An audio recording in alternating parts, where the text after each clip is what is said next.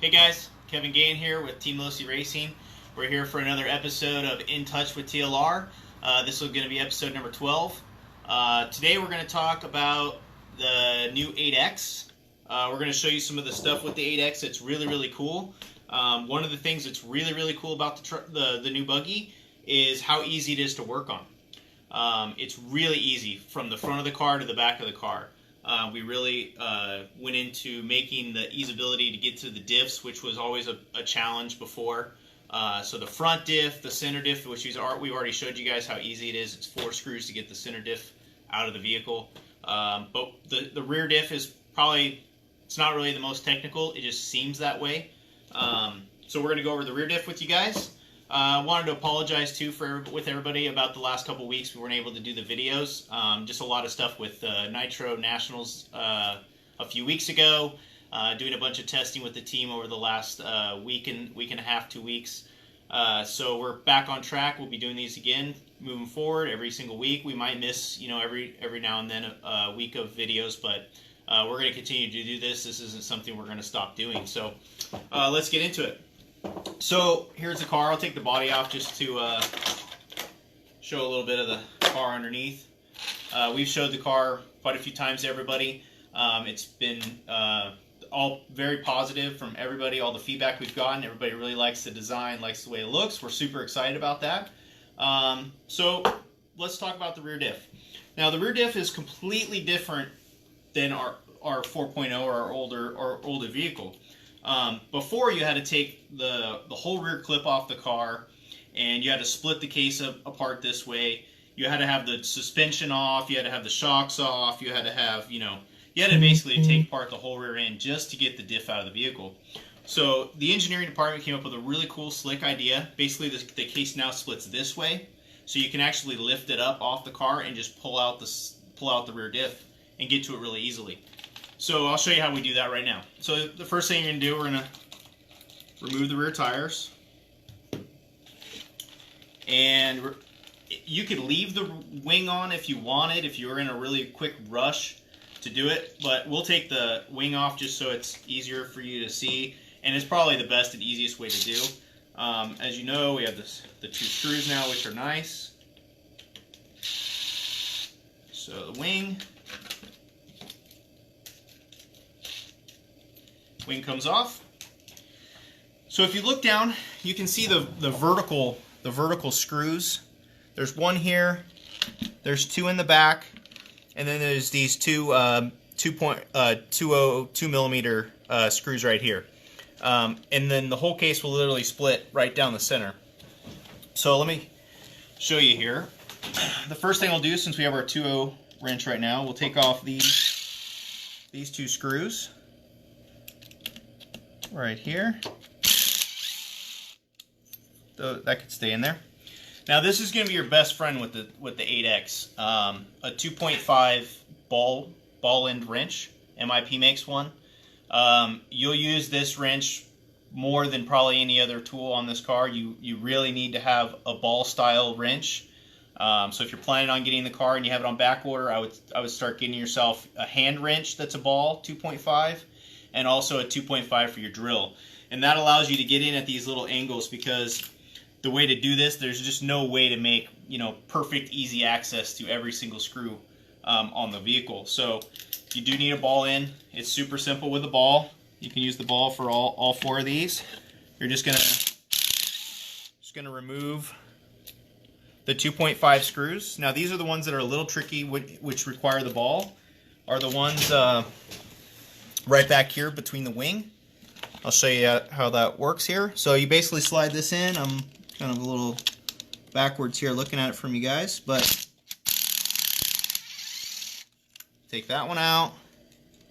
Can't really see it. Take that one out. So that's the screws. That's pretty much all the screws you need to take out to remove the diff. And then what I've been doing is, if you see this here, so let's show you this. So this here is hinged a little bit, which allows you to basically hinge it all up without taking it apart. So I'll actually press this back down so I can show you how this works, and it's pretty neat. So I'm gonna show you like this. So you can just take your hand on the motor and the wing. See how that just hinges straight up? And that's how you can get to the center diff, or the rear diff, sorry. It hinges up, it's really easy. No suspension comes off, didn't have to take the shocks off, didn't have to take the sway bars off, didn't have to take anything apart other than the, 1, 2, 3, 4, 5 screws. 5 screws plus the wing, which is no big deal. So now to get the diff out, basically hinge it up like this, pull the diff up, and you have to do a little kind of negotiating with the shock still on. You just basically negotiate it a little bit and pull the diff right out. It is easier if you take the shocks off. I wanted to show you because it allows the dog bones to kind of move out a little bit farther. So in normal practice, I would take the bottom screws out of the shocks and swing them up. But I wanted to just show you guys that it's very possible to just remove 5 screws and get the rear diff out of the vehicle. It's that simple, it's that easy. It's just as easy to put it right back in, put it all back together. The other thing that's kind of cool you can see here is you can pull out the whole set of your pinion gear with the bearings, the outdrive cup, and then you can take out the bone, which is just a dog bone style. Which is cool. It makes this kind of easy to put together, so when you're actually putting the car together, you can slide all these pieces together, put it together, tighten it down. Unfortunately, in racing, there are some times that these cups come loose. They shouldn't, but sometimes they do. Make sure you Loctite them. It happens, periodically, every once in a great while. But it allows you to flip this up, put it back together really quick, get it back in your car. So say it happened during the middle of a race, you're still losing time, but you can get yourself back on the track pretty quick. So yeah, so now I'm going to show you real quickly. I'll let you look around the diff case, here a little bit, so you can kind of see what it looks like, all opened up. It's pretty neat. I actually did a lot of wrenching with the car the last couple of weeks. We had the whole team together a week and a half, 2 weeks ago. We were in Arizona, we were in California, we went to several different tracks, just kind of running through the setups and running through the paces with the vehicle, because we unfortunately really hadn't had a lot of time to do that. So I got a lot of time wrenching on the vehicle. I was really excited about how easy it was to work on. When we wanted to make a change on something, you could just do it. You didn't. A lot of times in the past, you'd be like, oh, I want to go up like 2,000 weight in my front or rear diff, and you're like, oh, that's a lot of work. It's probably not worth all my time to do that. But now it's so simple to get it in and out that you don't really have to worry about it. You can make those kind of fine-tuning adjustments and not be stressed about how much time you have to put into work on your vehicle. So very cool features. The front diff, I'll show you guys next week how easy it is to get the front diff out of the car. It's just a couple of screws, just like the rear, and you pull the front diff right out of the front of the vehicle. So it's very simple. So let's put this all back together. So I'm going to need to just drive this back into the center diff there. This will come and sit right in its little, oops, I put it on the wrong side. This goes right into the center diff, like, just got to line it up. Need my little pliers. Into the center diff with some pliers, nice and simple. This will want to sit back naturally into its little pocket there. And then the diff, literally just, like I said, with the shocks on, this will be a little bit tougher. Oops. I do recommend, normal day-to-day, maintenance to remove the bottom of the shocks. But I wanted to show you guys that this is absolutely very easily possible to take it out without removing the shocks. And there you go, right into place. Now you do have the old school, same kind of I don't know what you exactly want to call that, but the bearing spacer on the side here has the little cone groove, and it lines up just like it did before. And it's a little difficult because I'm obviously looking at this backwards from you guys, but you just line up.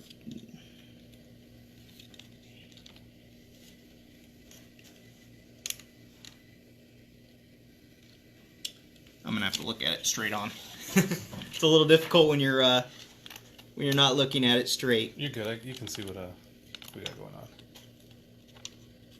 So there we go. Right into place. Now you take this. You can take your pinion now, put it right into place, and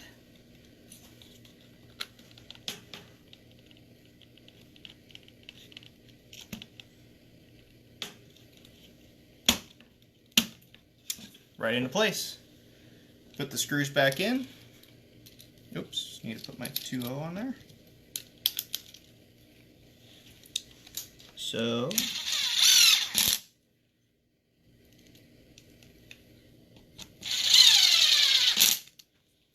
we'll go back to our 2.5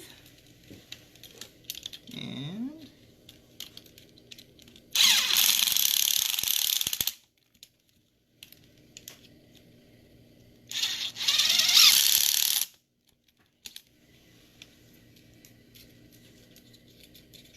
shaking a little bit. Pressure's on, Kev. Yeah. And that's it. These screws were... Oh, they were already there. From another video. But that's it, guys. It's that easy to put it all back together. Everything fits perfectly, runs smoothly. Everything's lined up perfectly in there. Throw your wing back on. Throw your tires back on the vehicle, and you're ready to hit the track again. I think what's going to happen with how easy the car is now to work on versus how it used to be, you're actually going to have yourself built, you know, maybe a couple other diffs with a few other weights of oil that you would normally try and use from track to track, you know, 5,000 or 7,000 and stuff like that. I think with how easy it is, you'll have those in your box already built and ready to go. You can just pull the diff apart, slap in the other one you want with the other weight, and you're back on your way. You can, you know, play with, like we played with diff oils the last couple weeks quite a bit, and it was really nice to do because of how easy you can get to all of the diffs. So that's a huge plus for us. I think the consumers, I think you guys are going to really enjoy that part of the vehicle, how easy it is to work on, how easy it is to clean, get into stuff. So like the front diff we'll actually do next week, but it's really easy also. It's 2 screws right here, these 4 screws right here, and you'll loosen the sway bar up on these 2 pieces and take the bottom screws off, and the cup comes right out, the diff cover comes off, and then the diff slides right out through here. So it's just as fast as the center diff and the rear diff. You could probably take all the diffs out of the car. If you have diffs already built, put all new diffs in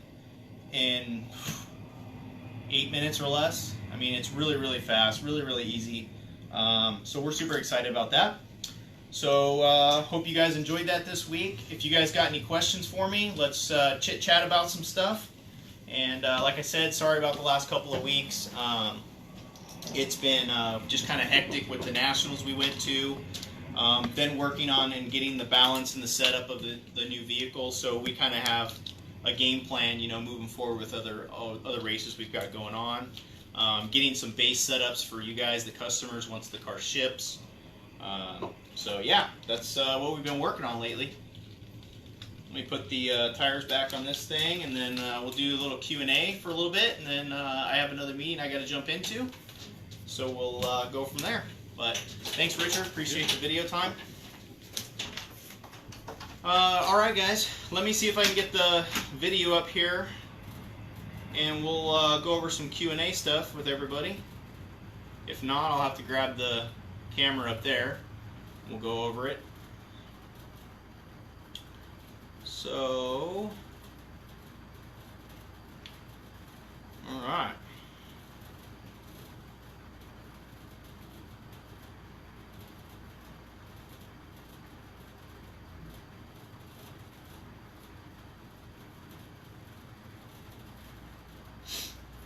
All right, guys. So let's go over some Q&A here. We'll talk about some of the stuff you guys got.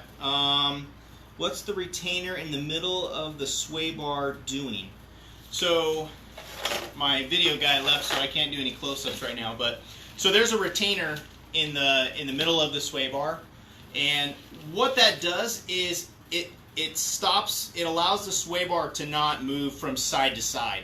It keeps the sway bar nice and centered all the time, so you're constantly getting equal pressure left and right on the sway bar. It's something that we didn't have in the past, but other manufacturers had. It's nothing really new, but that's what the purpose is. It allows it to not slide left or right in the holder, and it just makes for a more consistent sway bar. Are you getting closer to base setup? Yeah, we did a lot of work, Steven. We did a lot of work the last couple of weeks, and we came up with a really, really good base setup. We made some significant changes to the setup we had. But yeah, we're pretty happy with where we are today right now. So we're still going to have a lot more to learn, though, going forward. Yeah, so we're making headway. Yeah, no hat today, guys. Got a haircut. Got to show it off a little bit. What holds the pin in? Wayne, what pin might you be talking about? Let me know in the comments, Wayne, and I'll be more than happy to talk to you about it. Looks like the old Durango. Only on the last lap. Oh, hello. Let's see.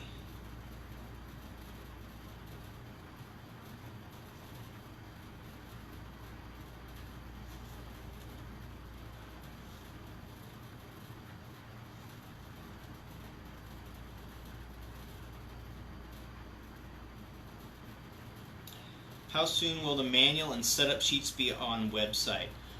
So we will have setup sheets, and the manual will be once the vehicle. That's the manual is the slowest part of developing a vehicle, unfortunately, because it's the last thing you have to do. The whole car has to be done, everything has to be approved.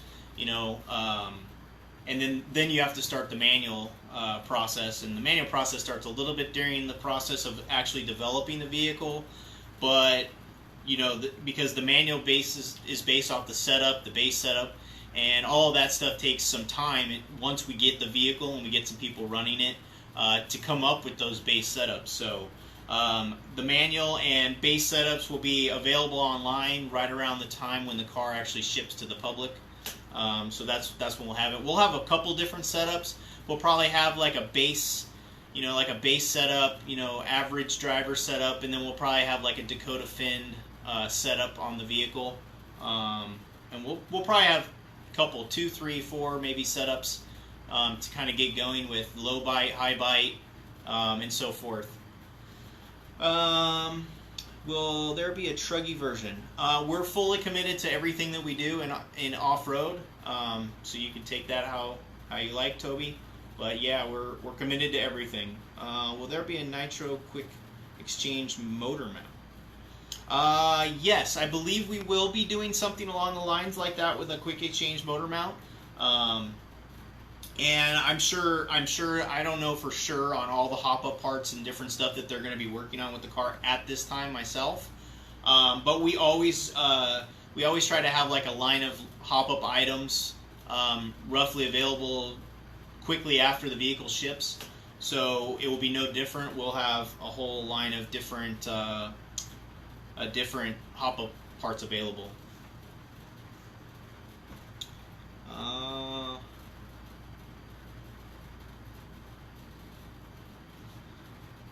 This isn't wanting to show me the live chat.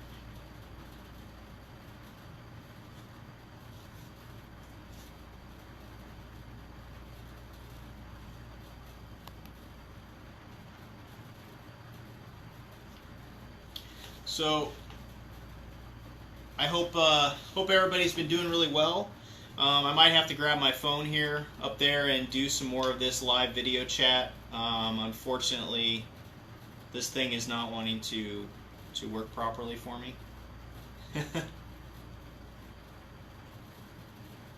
I'll give it one more shot here.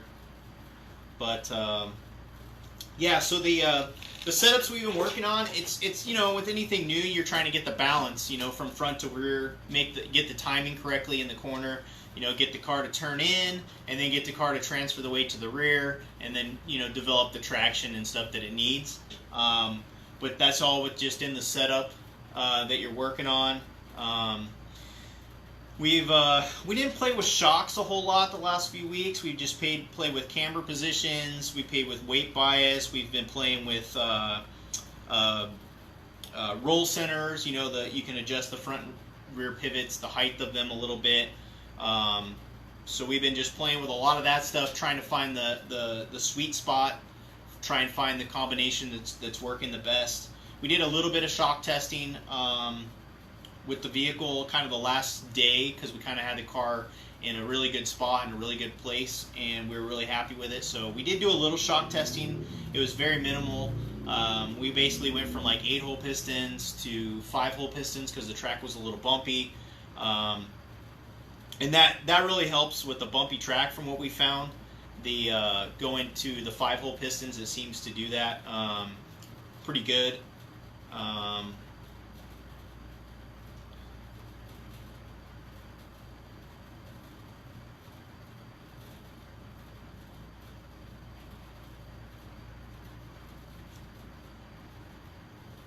So, it's not wanting to show me the comments right now.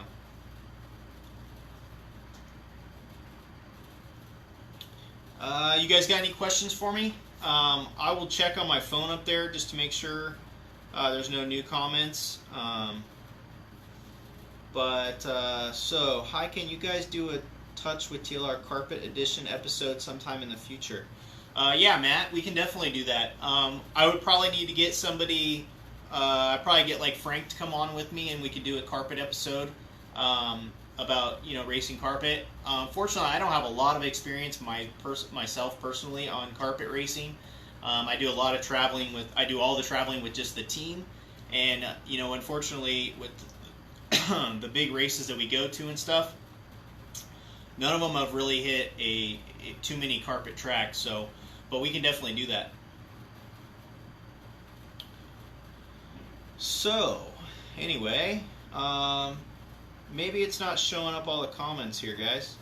If you guys got any other comments or questions for me on the 8 scale, let me know, and we'll go over that right now.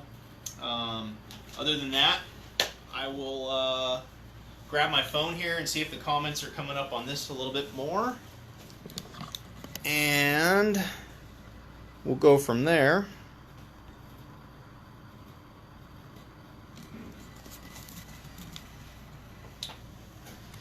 Yeah, there's more comments on here. Unfortunately, I don't know what's going on with my tablet. It's not bringing up all the comments right now that we've got going on. So I will spend a few minutes here with you guys, and then I have a meeting that I got to jump into here at work.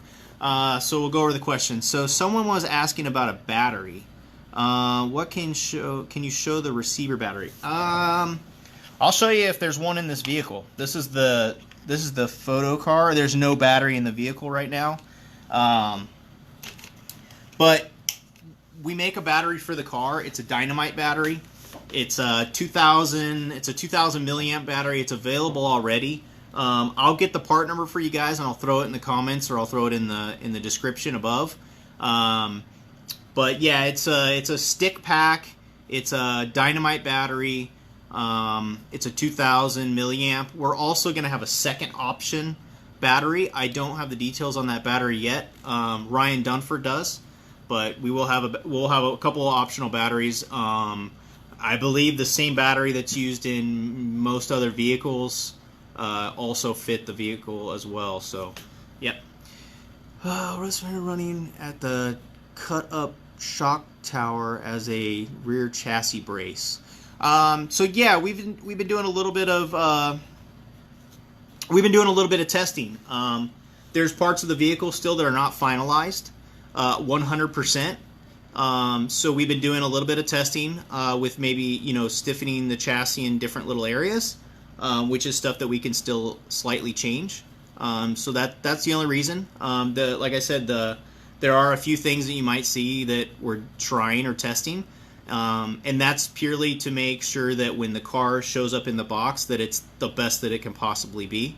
And that's the reason for that. We've been testing a little bit of stiffer chassis stuff in the rear. I think we finalized that now. We did a little change that you won't even be able to notice to what we currently have right now. And that just made the car land better, made the car a little bit more predictable in the bumps, and so forth. So yeah, there's going to be little things like that. Renault Savoy has been testing a few different little things that we're still able to make minor little detailed changes on. And that's what we're doing to make sure that the product's super dialed in the box. How do you adjust backlash for the clutch bell on the 8X? Is it the same as the 4.0? So yeah, adjusting the backlash on the clutch bell is the exact same as the 4.0. It's from underneath the chassis. There's actually going to be there's going to be 5 screws because there's a little bit of an aluminum. Let me see if I can show you here. Flip the camera around. There's a little extra aluminum brace that you can see in here that extends down here. That just is controlling the flex of the chassis, and that's basically the 5th screw. I'll show you here on the bottom.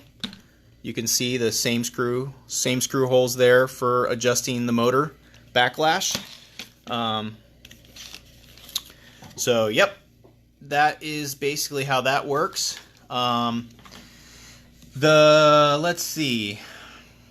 So we have, yeah, that's basically all that there is on that.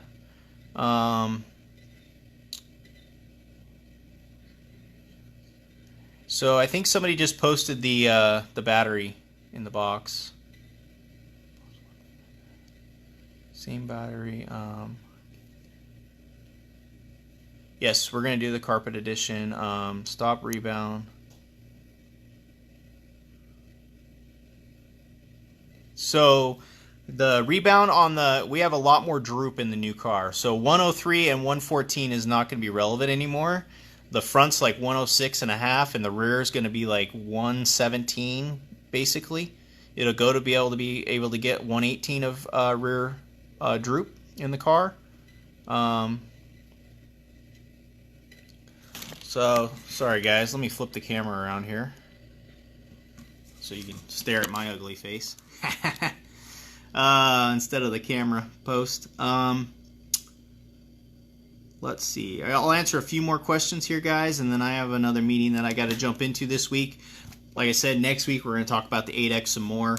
We're going to talk about the front diff, talk about a few other things with the vehicle. We'll go over a few other things that I have in mind to talk about. So how many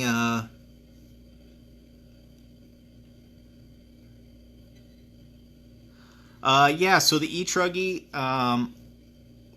like I said, we're committed to everything, guys. I want you guys to have faith in us when it comes to the vehicles. So don't worry about e-truggy.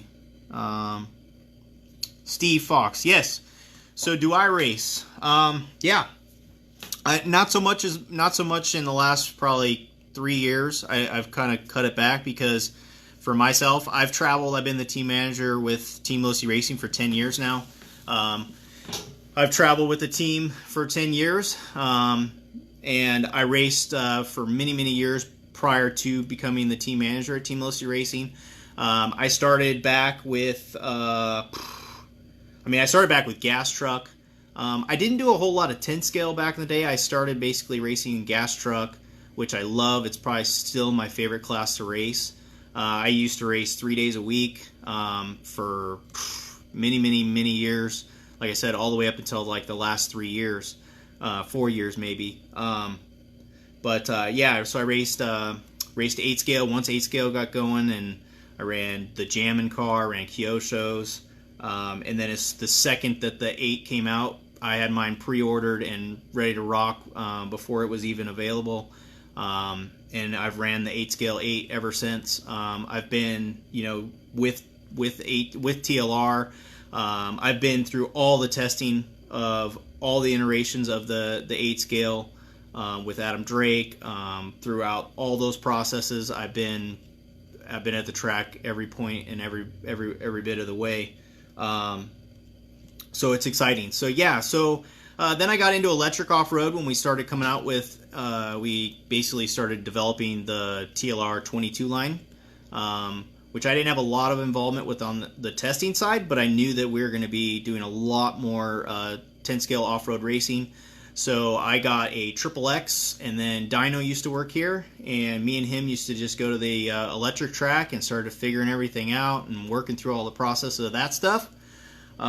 So yeah, I've been around for a while. I've been through a lot of testing, a lot of development. I really have a good understanding of how the process works because I've been a part of it. So yeah, so then it becomes a challenge with trying to do your job, trying to do the best job you can for the team guys so they can excel and do the best that they can at each individual race.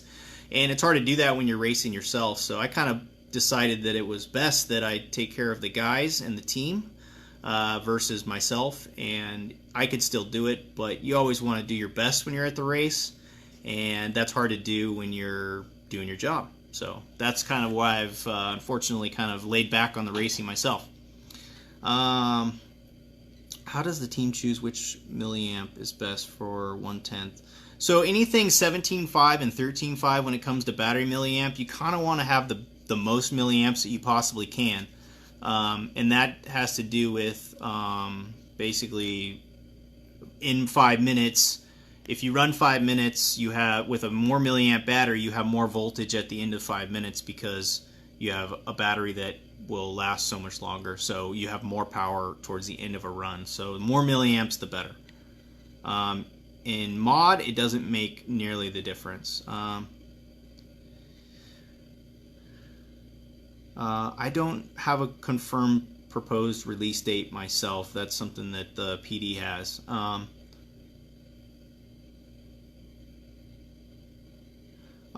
So AMS. AMS, we decided after the Nationals that we didn't quite have the balance and the setup of the car, so our best thing was to get the team together as a whole during AMS instead of attending, and nail it down. Nail down the setup, get it all figured out, and then we can move forward. So that was the only reason. And we had JR Mitch there, which did a fabulous job for us. We had Tyler Jones that really impressed me. We had Mason Fuller that really impressed me. So we had a good group of guys at AMS that I felt represented our team really, really well. And then we got together as a group, and we literally spent every single day from morning till night at the track, dialing everything in to get you guys the best product in the box. So at the end of the day, it was the right decision, and you guys will be the ones that will reap the benefits of it. Jones did great.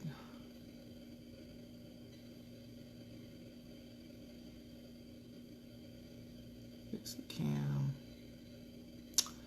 All right, guys. I really appreciate it. I have a meeting that I got to jump into now. So I will say later to all you guys. I will see you all next week, and we will talk about the 8ight-X some more. Thanks, guys. Really appreciate it. See ya.